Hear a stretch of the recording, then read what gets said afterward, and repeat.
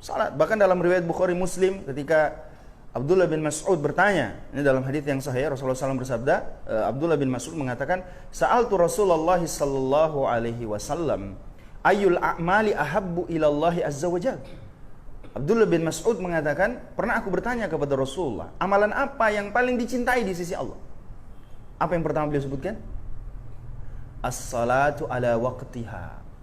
Salat tepat pada waktunya. Salat di awal waktu.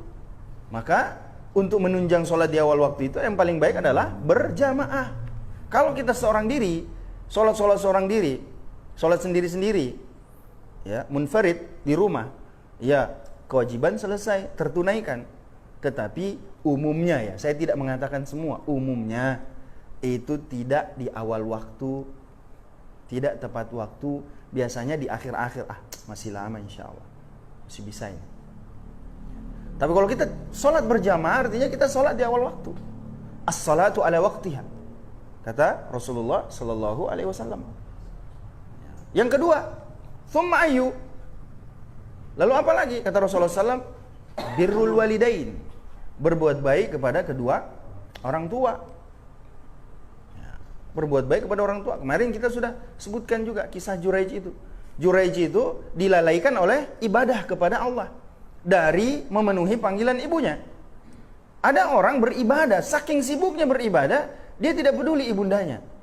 Allah mencela itu. Rasulullah SAW mengisahkan ini kepada para sahabat untuk memberitahu kita bahwa panggilan orang tua, kebutuhan orang tua, berbakti kepada orang tua adalah salah satu perkara yang paling pokok dalam agama kita. Bahkan dalam surah Al-Isra Allah berfirman, "Wa qadha rabbuka alla ta'budu illa iyyahu wa bil walidaini ihsana."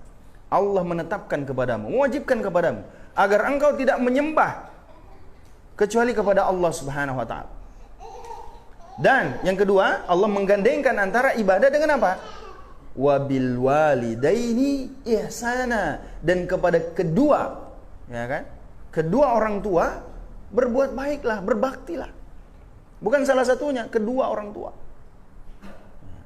Ini jamaah yang dirahmati dan dimuliakan oleh Allah Subhanahu wa taala. Jadi, nah, Juraij melalaikan ibundanya karena ibadah.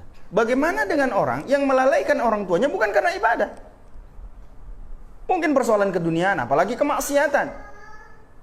Dia sibuk bermaksiat lalu meninggalkan orang tuanya, ini lebih durhaka lagi. Makanya ketika ibundanya berdoa, "Ya Allah, jangan engkau wafatkan Juraij kecuali ketika engkau telah mempertemukannya dengan seorang wanita bezina dari Bani Israel." Dan diijabah langsung oleh Allah. Diijabah, meskipun nantinya Juraij diselamatkan juga oleh Allah karena amal solehnya memang.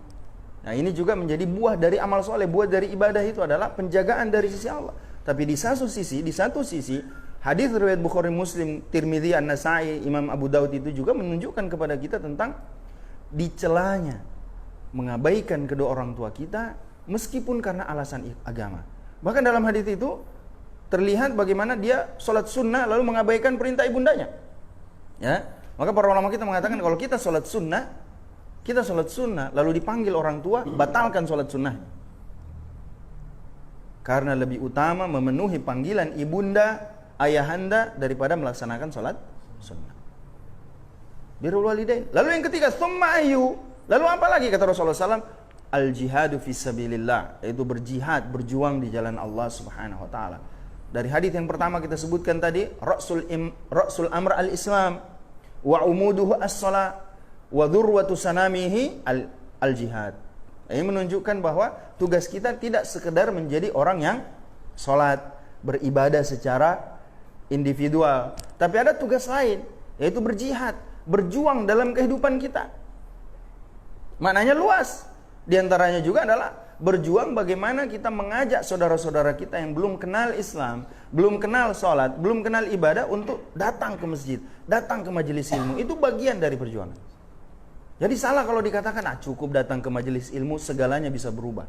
Oh, kalau itu yang terjadi, Rasulullah SAW tidak memerintahkan para sahabat untuk berhijrah.